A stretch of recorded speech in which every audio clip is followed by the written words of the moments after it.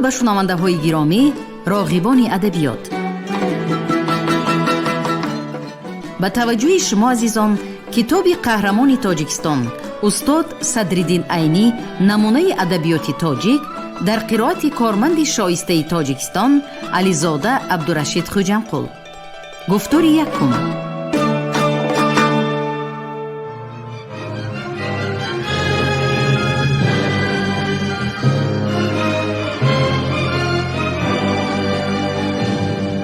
علامه عینی با رساله و مقالات زیادش در خصوص زندگی و ایجادیات شخصیت‌های علم و معرفت و سیاست و دولتداری مردم را با گذشته پر افتخار و فرزندان نیکنام ملت آشنا ساخت. آنها را با تاریخ عبرت آموز و پر افتخار خود پیوست. مردم با نگاه زیرکانه و خردمندانه عینی از برار و ناکامی‌های نیاگان در نبرد زندگی آگاه شدند. امام علی رحمان.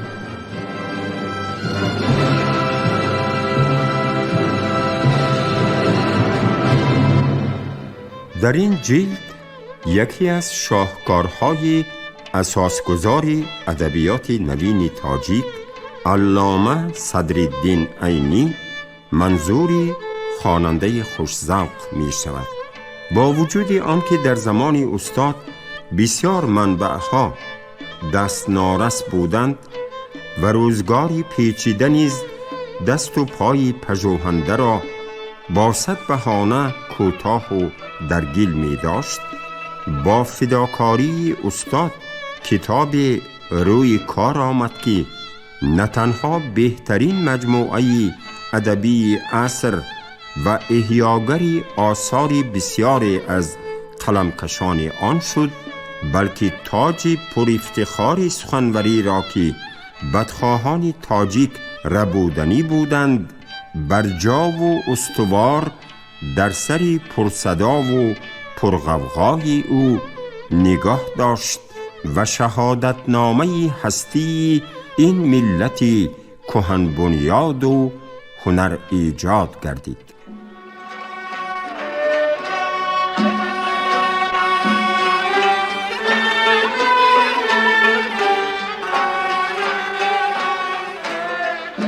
در اصل مواد جمع آورده مؤلف همدان این کتاب خیلی بیشتر از این است که پیشکش خواننده می شود. عکس نسخه های شامل نشده نیز باقی است، ولی بسیار مانعها امکان ندادند که استاد نسخه کامل شاه اثری پرزحمتش را به چاپ برساند. اصلی حال آن است که کتاب باید در سمرقند نشر می شد، ولی بسیار خطرها از جمله خوفی از جانب بدخواهان ملتمان نابود کرده شدن آن مانع این عمل گردیدند. در همین زمان با خواست خداوند عبدالقادر محی‌الدینوف، یک تاجیک افتخارمند و سربلند، رئیس نشریات خلقهای اتحاد شوروی تعیین شد و با زحمتهای فراوان او و استاد لاهوتی نمونه ادبیات تاجیک در قطار اولین کتابهای انتشارات مذکور در مسکو به چاپ رسید.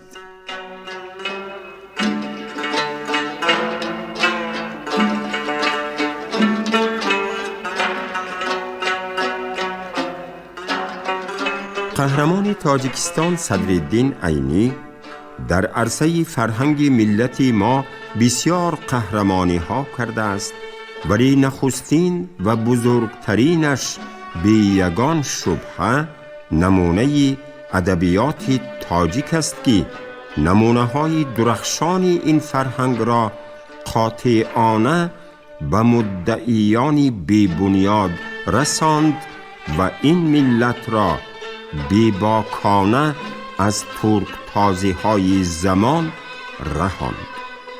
از نگاه امروز نیست نمونه ادبیات تاجیک نه تنها نمونه برجسته ذوق و سلیقه، ادبیات شناسی عاقلانه و منقدی عادلانه استاد عینی، بلکه آینه قدنمای بیکرانی احساس و اندیشه و تجسمگری افتخاری بیکرانی انسانی و تاجیکی و مسئولیت بی اندازه فرزندی و شهروندی آن بزرگواری بی امثال است و می سزد که برای شناخت آن بزرگی بیکران و اولتر از همه برای درک اصل خود و شناخت عظمت ملت شریف خیش، امروز این شاه اثری بی نظیر قسمت ساز و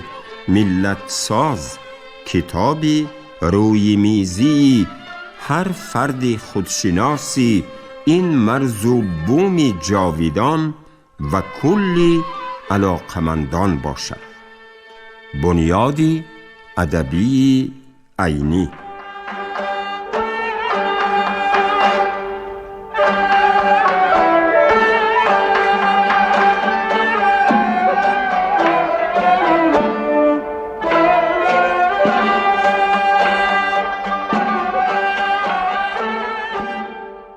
صدرالدین عینی.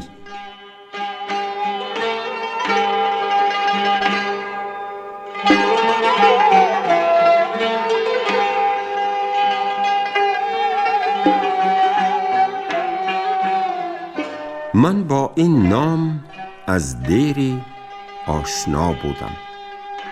توسط این اسم به فوریت یک شخص را به نظر من می آورد که آغاز جوانی در یک محیط ظلم و جور در راه آزادی خلق خدمت کرده، بر ضد استبداد جسورانه مبارزه نموده، برادری فاضل خود را شهید داده.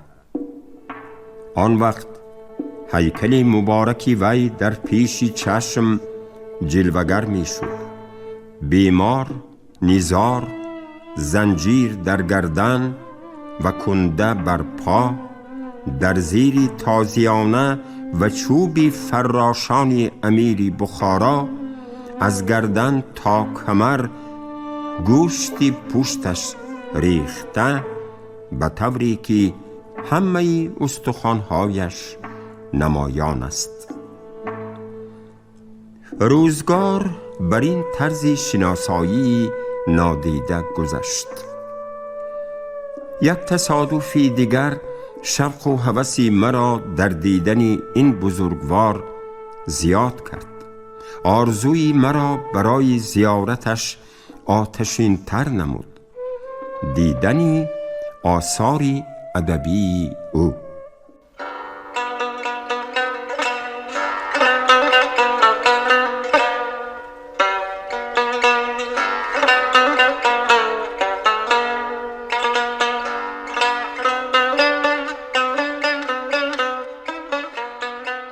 پس از خواندن آثار ادبی عینی به آن شیرینی از خاطرم گذشت که امیر بخارا نه تنها ظالم و مستبد، بلکه بسیار گوساله و بی‌ذوق هم بوده. ماه اوگوست سال 1925 در شهر سمرقند به زیارت فاضل محترم نائل شدم. استاد در اتاق خود درون صدها کتاب غرق بود و نسخه در دست داشت که می نوشت. آن همین نمونه ادبیات تاجیک بود.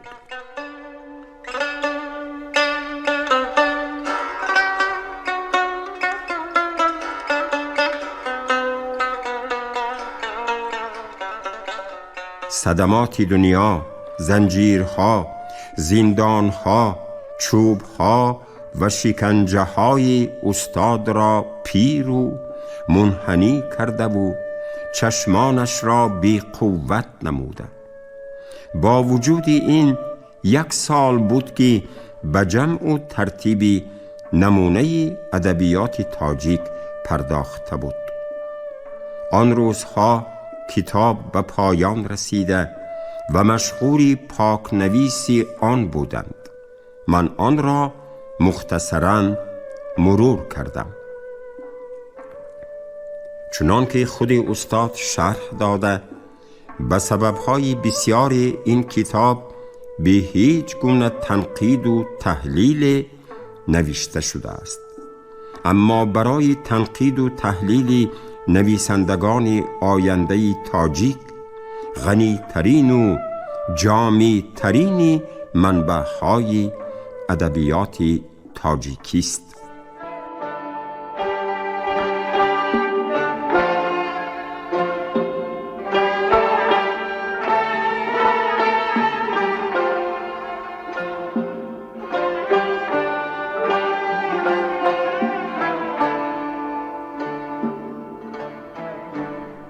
به فکر من نمونه ادبیات تاجیک بهترین نمونه سیر ترقی ادبی تاجیکان است.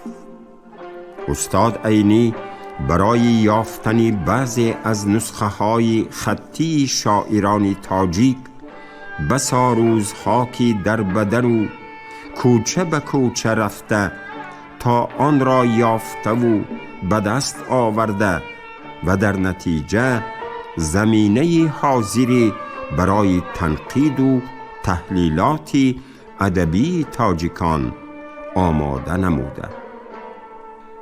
ادبیات امروزه تاجیکان چون گلستانی است که سالهای دراز پاسبانی ندیده و آبیاری نشده و محتاج آرایش و پیرایش بسیار است. من یقین دارم که استاد محترم در میان جوانان نورس و صمیمی تاجیک توده های ادبی تشکیل داده و برای توحید اصول ادبی زبان فارسی پایه های محکم استوار خواهند کرد. اساساً آسیای میانه همیشه یکی از مرکزهای بسیار مهمی ادبیات فارسی بوده، بلکه پس از نابود شدن ادبیات این زبان به واسطه هجوم عرب و سوزانیدن آثار و کتابهای فارسی، آسیای میانه قدیمترین منبع و سرچشمه ادبیات فارسی است.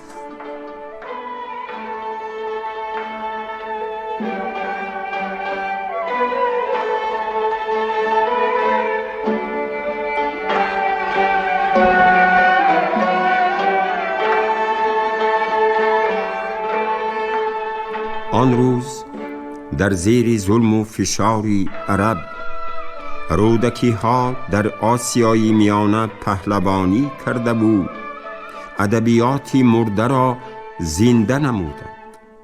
مقتضیات این دوره عدالت شوروی و آزادی ملل از استادان ادب و نویسندگان معروف فارسی، فطرت‌ها، منظم‌ها، ذهنی‌ها و عینی‌ها و امثال آنان برای ترقی دادن ادبیات این زبان تاریخی بیش از اینها طلب می‌کند.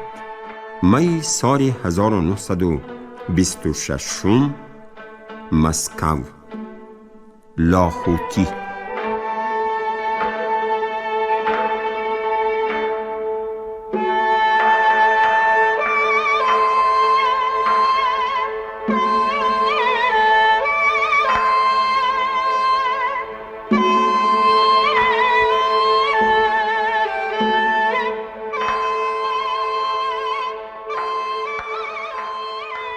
سرسخن.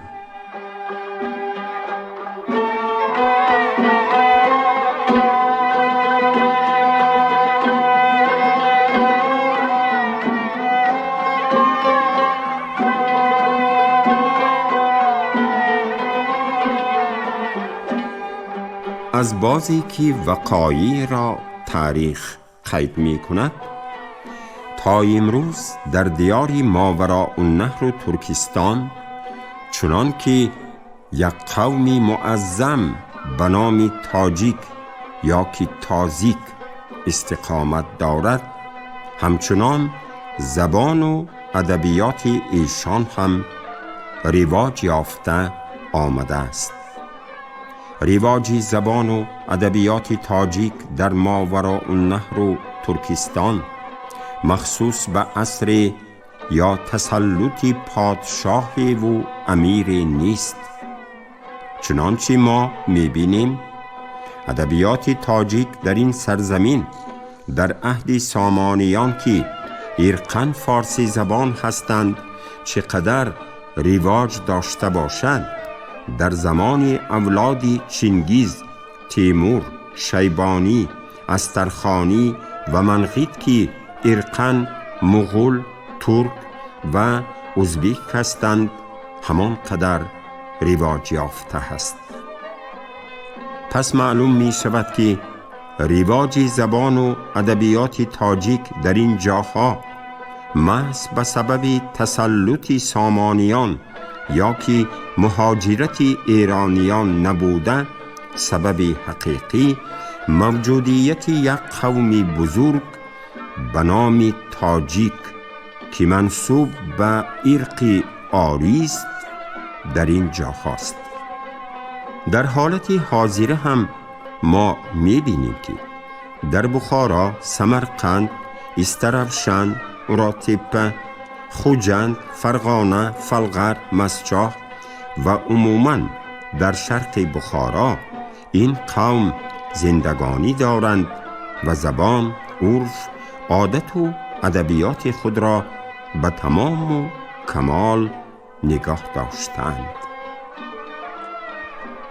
بعد از انقلاب اکتبر در ترکستان و بخارا حکومت‌های شورایی از بس که به نام ازبک تأسیس یافت، روزنامه‌ها، فرمان‌ها، دستورالعمل‌ها، کتاب‌های مکتبی و کتاب‌های سیاسی همه به زبان ازبکی نشر شدند.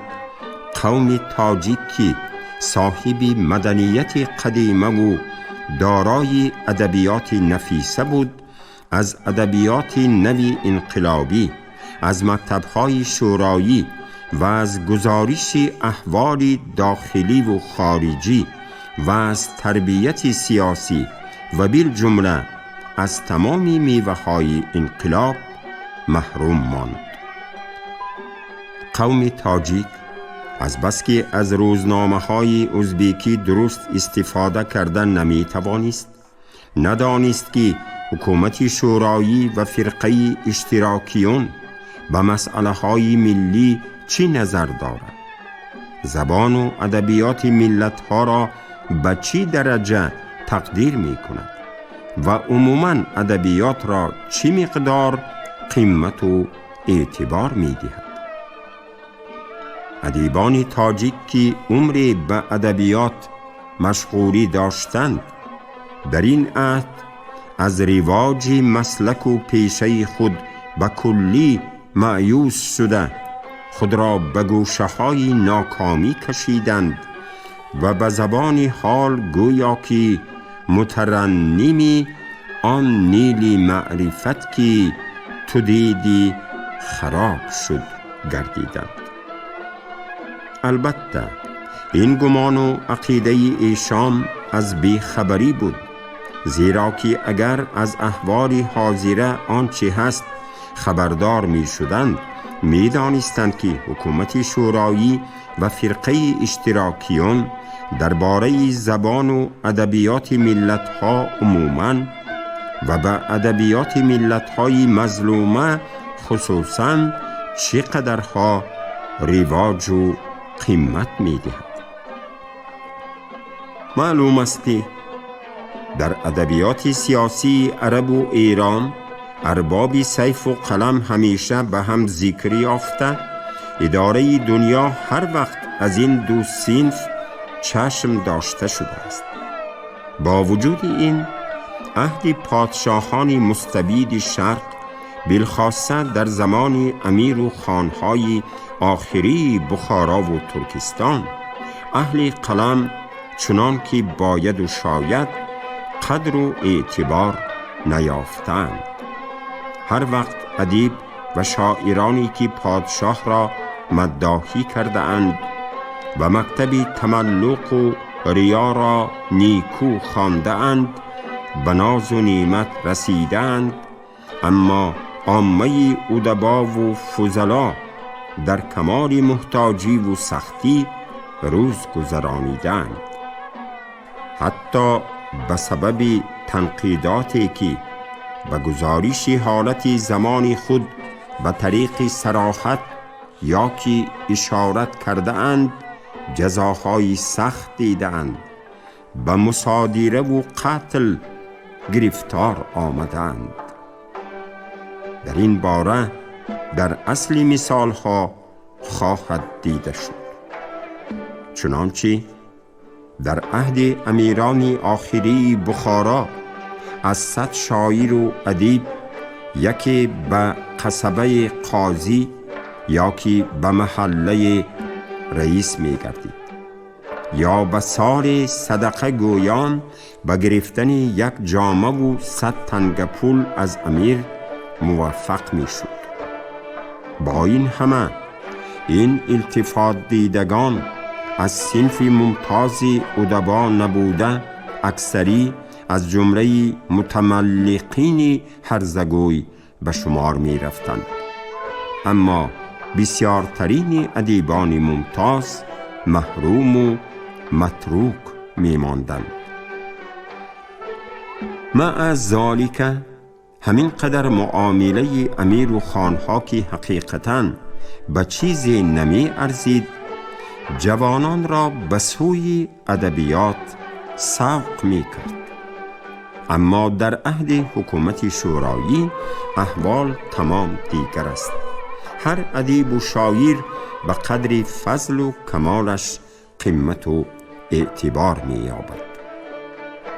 اگر ادیبان تاجیک یا که جوانان طالب ادبیات تاجیک از احوال خبردار می بودند، می دانستند که در زمان حکومت شورایی هیچ صنف به مثابه صنف ادیب و محرر به آسودگی و فراغبال زندگانی ندارد. در این عهد شاعران و محرران با کمال آزادی از غیر مجبوریت کسی به عالم انسانیت یا که به قوم و ملت خود خدمت می کنند. مزد را باید و شاید از حکومت می ستانند. علاوه بر این از بندگی و مداحی کردن به یک شخص مستبید که این شیوه آر و ننگ انسانیت است فارغ و آزاد هستند. بعد از تأسیس و برپا شدن حکومت‌های ملی در آسیای میانه، حکومت جمهوریت مختار تاجیکستان که یکی از میوه‌های تدبیر ملی است برپا شد. حکومت جوان تاجیکستان در اولی وهله نقطه‌هایی در بالا شرح یافته را به نظر گرفته خواست که مجموعه به نام نمونه ادبیات تاجیک نشر کند. در این مجموعه نه تنها اثر ادیبان معاصر یا که شعرهای انقلابی شاعران حاضره را، بلکه پارچه های ادبی شاعران و محرران تاجیک را که از زمان قدیم تا حال در ترکستان و ماوراء النهر رسیدند درج کناند. بدین واسطه نام گذشتگان را زنده و جوانان را به ادبیات تشویق نماید. به ارباب ادبیات تاجیک خاطر نشان کند که بازار ادبیات امروز بیش از پیشتر گرم است. اگر متاعی دارید بیارید و اگر دماغی دارید کار کنید. اینک گوی، اینک میدان. حکومت تاجیکستان وظیفه خود را ادا کرد. اکنون بینیم تا کمیت قلم کدام شیرمرد دونده است و دست و پنجه کدام قهرمانی نازک خیال صفحه آراست. عاشق بسیار است. وقت است که شاهدان ادبی به مجلس بی پرده عرض جمال نمایند.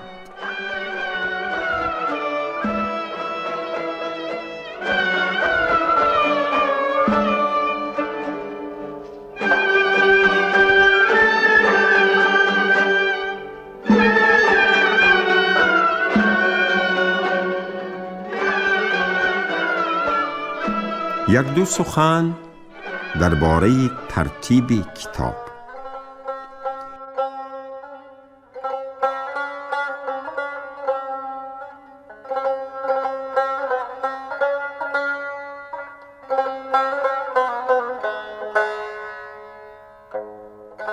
چون حکومت مختار تاجیکستان جمع و ترتیب نمونه ادبیات تاجیک را به کمینه حواله نموده، با وجود عدم اقتدار بنابر کمال عشقم به ادبیات این خدمت مقدس را قبول نمودم.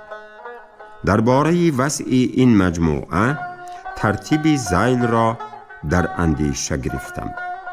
از عهد استاد ابوالحسن رودکی تا حال از آثار ادیبان مشهور که در ماوراء النهر ترکستان رسیدند یا این که با این سرزمین مناسبت به هم رسانده اند، به قدری وسع تتبع جامع و گنجایش حجم کتاب نمونه های منظوم و منثور جمع کرده می شود.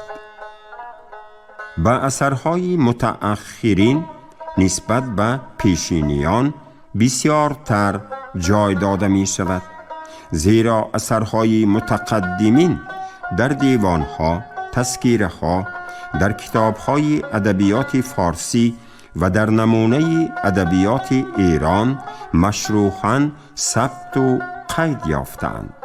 اما اثرهای عهد آخری در بیازها و تذکیرها جمع شده باشند هم بنابر چاپ نشودن در میانه عامه اهالی شایع نیستند.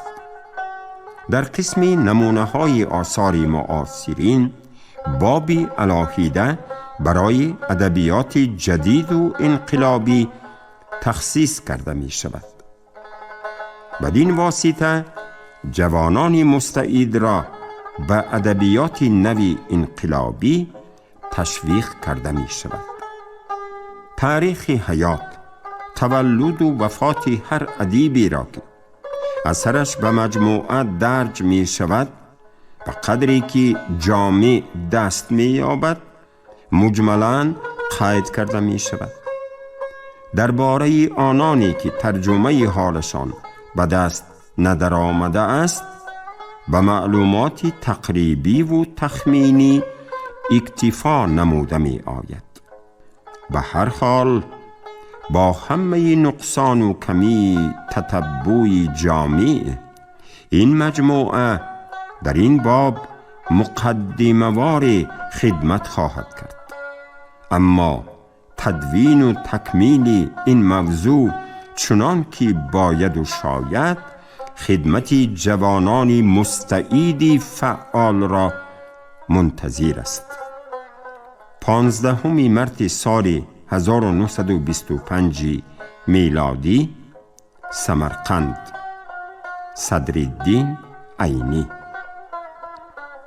تنبیه: برای آسان شدن مطالعه در کتابت از قبیل فاصله، نقطه، معترضه و امثالش اشارت‌هایی را که بر رسم خط حالیه منوط است استعمال کرده شد.